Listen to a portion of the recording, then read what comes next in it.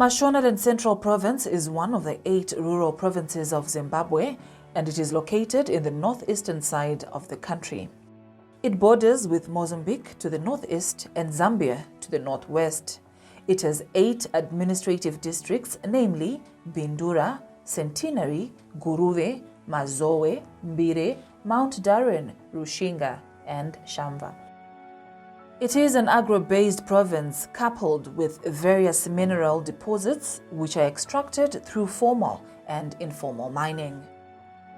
In the province, the Minister of Health and Childcare is in the process of implementing measures of reducing the number of people requiring treatment for neglected tropical diseases by 90% and reducing the disability-adjusted life years related to NTDs by 75%.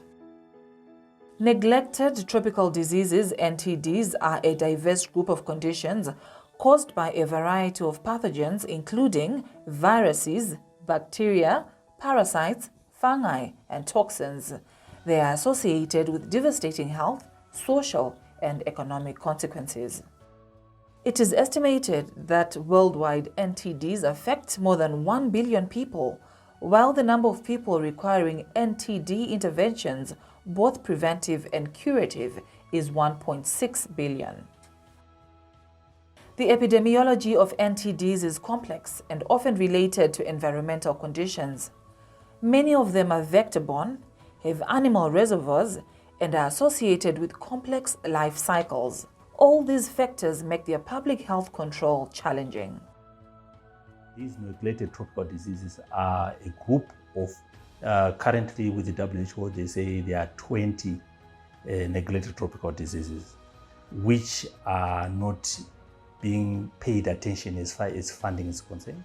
Zimbabwe is endemic to 14 neglected tropical diseases, NTDs, including bilharzia, intestinal worms, elephantiasis, blinding trachoma, rabies, leprosy, sleeping sickness, anthrax, plague, snakebite and venoming, and many others. The top 4 NTDs in Zimbabwe being bilharzia, intestinal worms, elephantiasis, and blinding trachoma. NTDs disproportionately affect impoverished communities, with women and children being the most affected. This program now is supposed to make sure that we address also the source of the disease, not just treating the children. And this involves making sure that we improve sanitation, because the children are getting bilharzia due to lack of sanitation, due to lack of toilets. We also need to control the vector, which keeps the bilharzia worms, which is the snails. So we also try to come up with strategies to control the snails, mostly with mollusciciding or chemicals that kill the snails.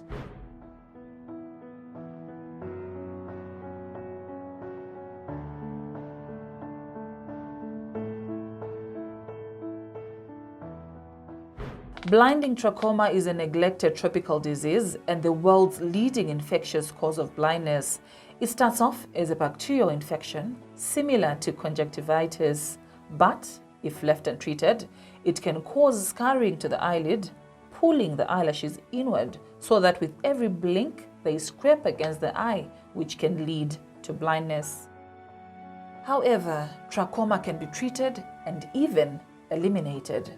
One of the ways to treat the disease is through the use of antibiotics, which help to control further transmission. Highly treatable and highly preventable. Prevention, I'll start with prevention. Prevention is so simple. We need to use hygiene, facial washing, cleanliness, and environmental prevention. That is, you need to deposit waste where they are supposed to. Because the other problem in the rural areas is, even if you've got a toilet at the homestead, children just defecate elsewhere in the open, and then flies will come and deposit the bacteria on surfaces which you can touch and then touch your eye. But the other one now is where you need to use antibiotic. And for the eye, there are specialists, even at the level of nurses, whom when the eye is reddened or there's inflammation, if you go to the clinic, they are supposed to be able to identify that these are early signs of trachoma. So it's treatable, highly treatable and highly preventable. Gogo Kambera lives alone with her husband in Chevakadzi village in a lonely hut up in the valleys of the plush green outdoors. She is a subsistence farmer living off maize crop and domestic vegetables. She is a blinding trachoma patient who has lost most of her sight as she cannot afford the cost of her treatment. Chipatara ndakamboenda kubhindura ndichitega ndinotariswa ichimazisa. Saka ndaenda kuchipatara kwenzi $10 kaunhingi 5 zvazodhindisa kadi uzonotariswa maziso. Ndobva ndaenda kuchipatara kuyoko ndokusvika zvikanzi dhokota haana kuuya nhasi mozoya svonde mangwana. Svonde mangwana chitatu futi handadzokera zvanzi dhokota adzokera kushashipake kuno munhu atosvika maziso. Ndabva ndazoenda futi zvikanzi mari yenyu yapera yanga ndanyoresa iye handinazobva ndaenda ipapo ndabva ndangogarawo ndashaya mari yacho. Trachoma cannot be said is an elderly disease. It's only that the effects are now realized when you are old, if you don't take care of them during the early childhood or during the youthful age. This is a transmission which is caused by bacterial, and the bacterial transmission is so simple. It's just like what we were doing with the COVID, where you needed to wash your hands. Because flies do pick the bacteria, and then it can be on a surface. You touch the surface, and then when you rub your eyes, it means you transmit the bacteria to your eye. Or it could be sharing of towels. But now, during your youthful age, when you get the infection, you could sometimes resist the high rate of progression of the condition. And now in your old age, because of the eyebrows turning and rubbing on your eye, then it leads into constant rubbing. But during youthful age, sometimes we have got a treatment which we receive. Sometimes it reduces the level of that sensation which would cause the eyebrows to be rubbing on the cornea, on the eye. The ministry in the recent past launched a mass drug administration campaign for the treatment of trachoma disease, which, if left untreated, causes blindness. The program was effective because currently, among the neglected tropical diseases in Zimbabwe, trachoma is one of the diseases that we may reach elimination. When we talk about elimination, it's not that it won't be occurring among our population, but it won't be of public threat or public importance. Just because we have had several years of antibiotic or mass treatment, and we also had several years undergoing interventions where we have been doing the surgery, especially for those people whose eyebrows are now sort of rubbing on the cornea. We also have teams that go out and examine people with problems with the eyes, because this is a disease which causes blinding. Yes. So our teams are mostly in the districts where we have got high prevalence of this disease. Again, Shamva Fishers, but we also have a district like Centenary. Mostly districts are in the valley.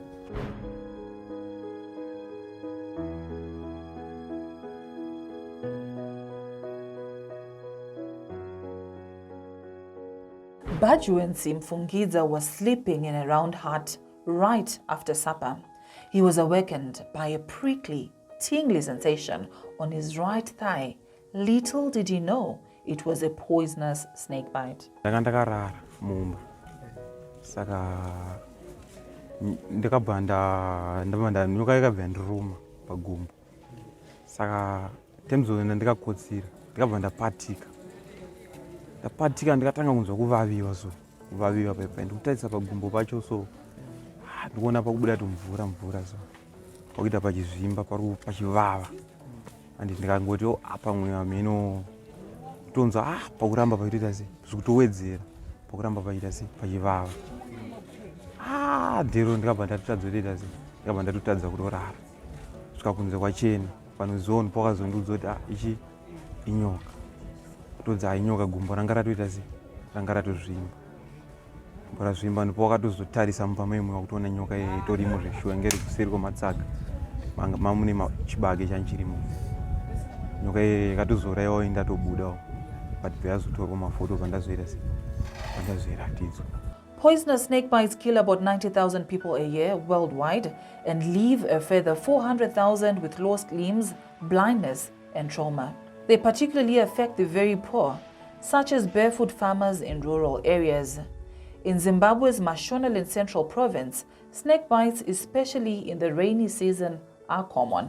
Over the past 10 years, the extent of having snake bites in the country increased enormously, where we have experienced even higher rate of deaths.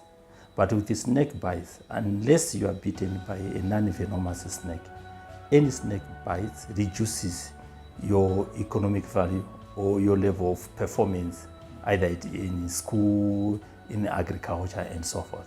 In Mashonaland Central, maybe because of the environment with the mountains, the thick bushes, and so forth, and also people living natural lives. I don't want to say it's because of the climate change, but I think the weather has been changing, which means these reptiles, they come out of their hiding and now they get into conflict with the people. Or maybe because we've got something which is happening among where people live, like an increase in level of rodents. So it means they also come indoors looking for food. But the level of snake bites report in Mashonaland Central has been high. And people being left maimed, because once you've got the bite and it's a venomous snake, the wound will never heal. There has been an upsurge of snake bites, and on average, as a district, we are having around maybe 2 snake bites per week, which are reported at the OPDs. And this week, we had a snake bite, and we actually lost a life due to snake bites. Ndakarumwa 2019 ndichibva kundobvisa hembe panze manheru ndopandakarumwa nenyoka iyi ikatombondibatirire chigumo ichocho chandaenda rumwa ndobva vandikasira kugobva kuhaye kombi nguva iyoyo bva vandiendesa pai kuchipatara kushamva ndobva vazondibaya kuchipatara kuye ndobva vazoti chiitai sei muchizobuda zvenyu ndakangorara zve1 day ndobva ndabudiswa mangwana. Ndakarumwa guru rakapera nenyoka. Ndabuda panze paruwanze mapast 7 dzemanheru. Ndichida kunoteya mvura kuseri kwemarata payadhi ndopayakandirumira. Panguva yandakangorumwa nenyoka iyo ndakabva ndangonzopera simba. Gumbo rangu rakabva ratochinja kuita green kusvikira kuita black. Patime yacho yandakarumwa iyoyo. Tackling the problem is tricky for various reasons. For example, victims are often in remote areas and need treatment fast. Health workers cannot easily identify the culprit with certainty, and anti-venom treatments are expensive. The other reason is the traditional beliefs are responsible for most victims not seeking help from health facilities. Chipatara ndakatadza kuya ndoda kuti pasina mari yekuti ndikwanise kuya kuchipatara ungofungudza kuti ndinogona kupora ndiri kumba ikoko. Ndakazobatsirwawo nevanhu vanoitawo zvemushonga-shongawo ndoparakazoparwa mazina acho chinzi nyoka yacho yanga iri poison. Ndaingoramba chingotendesa mishonga yechiwanhu iyoyo handinazongokwanisa kuenda kuchipatara nekunge kuda kwekushayikwa kwemari. I think this is a simple observation of the communities, knowing that if I go to the health facility, there's no help which I will get, which is directly to the snake bite. Because when you go to the health facility, obviously you get some antibiotics, just because tetanus and the other thing about the snake, it can introduce certain other bacterial infection there. But the knowledge of the community that they need to go to a traditional, to seek traditional assistance first, in their sense, it could be helpful, because what they want is to have the fangs removed, and then they are given some traditional medicines to apply on the wound. Some of them, they say it works. But after a few years, when you look at the wound, you can see a depression occurring where the muscles are being destroyed, which means the poison is still there. I'm not really sure to what extent is the assistance from traditional. But traditional medicines, sometimes they do work. But as far as snake antivenom is concerned, I'm not really sure whether it is doing very good help, but it helps because the traditional, they do remove the fangs, and then later you go to the clinic where you get anti-tetanus, and then you get other conventional medicines for pain and so forth. Sabu Kujeke of Chevakadzi village says after being bitten by snakes, most victims from his village tend to seek traditional healers instead of rushing to medical facilities. He, however, says he encourages them to go to the clinic as soon as they can. Vazhinji munomu kuno vanobata-batawo zvemishonga yechivanhu kunyoka, asi munhu achiti kana anzarwa wanzi chipinda kuenda chipatara vanobatsirika mutowoyo, asi hatizosvika zviri kutaura kuna naizodzoka kuti munhu aenda aisiwa mishonga ayo chingida kungoti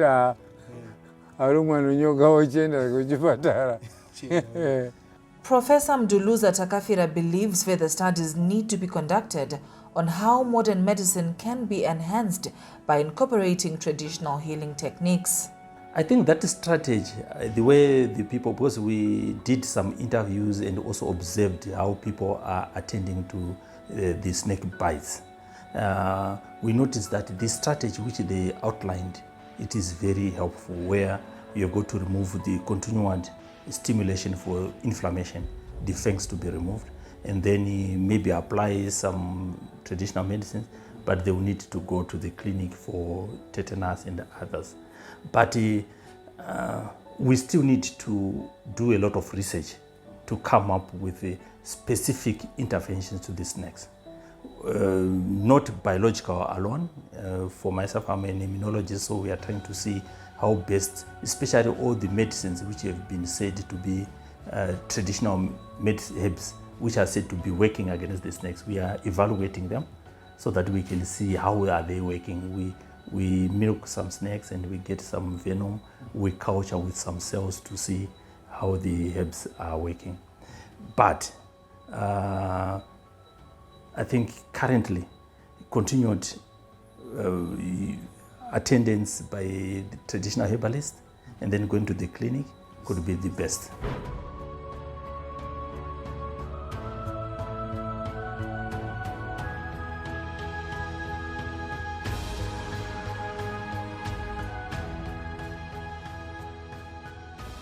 Tafadzwa Banda is a young lady from a settlement located at Shamba Gold Mine.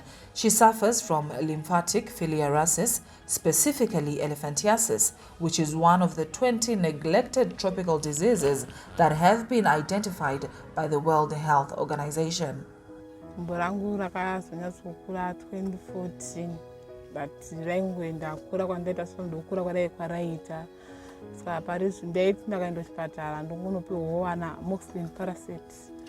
Pandakazoenda rakubuda mvura ndopandakatanga kunzi inonzi elephantiasis. With the lady, the lymphatic filariasis is a problem if people in the local people are not aware that the disease is existing. Because at the onset, the conditions are almost similar to the presentations in malaria. However, sometimes it could be helpful, but sometimes it may not be specific to lymphatic filariasis.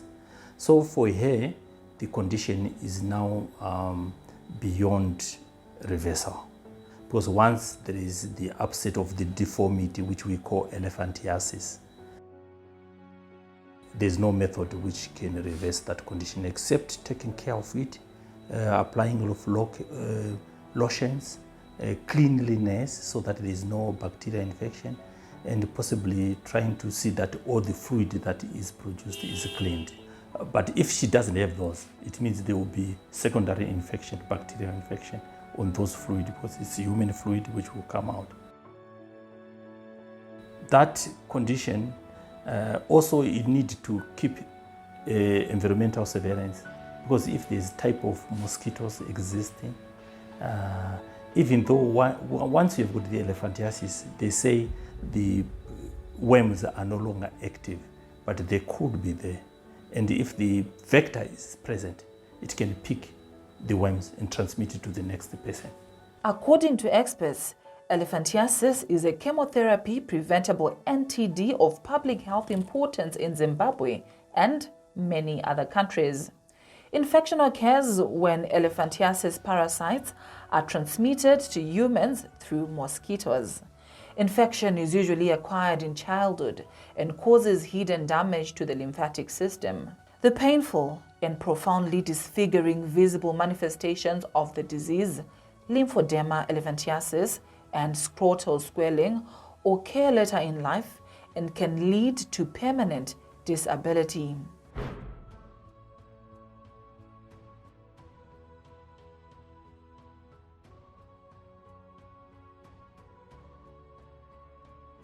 Ndine mwana ane 7 years wanga ndakagara nepanapa kugara ndega naye. Mwana wangu inini ane condition yake handizoti inopera here. Ane one bhora hombe nediki, but diki racho kwada kutoziva kuti pane chinhu hunge wabata kana uchimugezesa, asi pamwe pacho ukatomubata anogona kutokudza kuti muri kundidzimbira. Ndakaenda kuchipatara pandanzi ndaende kuscan, sezvo ndanga ndisina mari ndakabva ndangogarawo. Waga wake wakambozama kuti ndomushandisira mushonga, but hapana chakachinja, kungoramba rakadaro condition yacho. Ininiwo pandakaenda kuchipatara ndakabva ndanzoenda kukaranda kwacho handinokwanisa kuenda nenheu ndanga ndisina mari.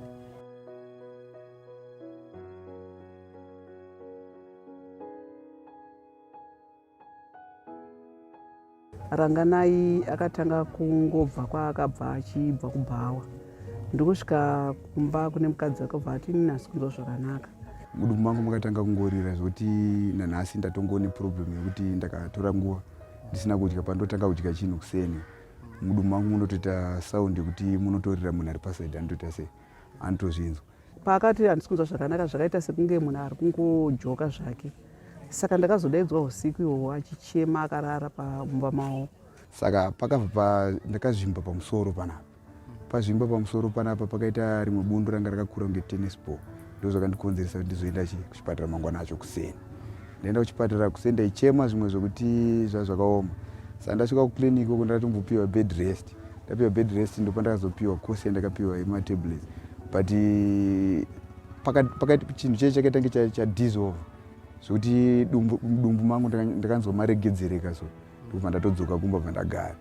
But ndagara manje ndakazoona pakutanga kudevelopa pachiwedzera kuita sei kuzvimba kusvika zvakundiaffecta manje kuzasi kwangu. Saka ndazotora mukadzi wacho ndikati ko chiri chikunyanya kurwadza murume wako paari kuramba asingade kutaura zviri kumurwadza, ndokuti akazvimba kunhengo dzake ndo dzakazvimba dziri kurwadza. Asikarudzi one side riri kukura one side riri normal, zvichisanganisira nekuzvimba futi padenga panapa, zvokuti uchifamba ndofanira kutopfeka pendi inenge riri tight. Ndakasapfeka pendi riri tight handikwanisa kutofamba distance kana kuti kilomita ndechitonzwa kuremerwa because size yekukura kuita ndingiri nacho unotonyatsoona kuti muitange mune mvura like zvokuti wakabata kudai ukaribata kudai so unenge uchinzwa like mune imwe liquid inenge irimo but zvokuti iro ndingiri bhora racho remukati racho ukada kuti uridzvanye rinorwadza risingatomboiti. Saka toita sei zvikanzi achichazotoita sendwati haya motikari, but aenda kune mumwe muprofita achiti chivanhu. Tasvika kune muprofita uya akasvika ashandirwa tafungira kuti pamwe akaita sei akagadzirwa, but hazvina kuchinja kuti apora. Ndibva tagara ndibva atanga futi kurwara futi achibva kubasa kwake kwaabva kwaanoita zvichijemene mukati umu. When you have got that condition of the scrotum swelling, it is, in a medical term, it's called hydrocell. Hydrocell is a condition found in men. It's still caused by the same parasite, the filarial worms.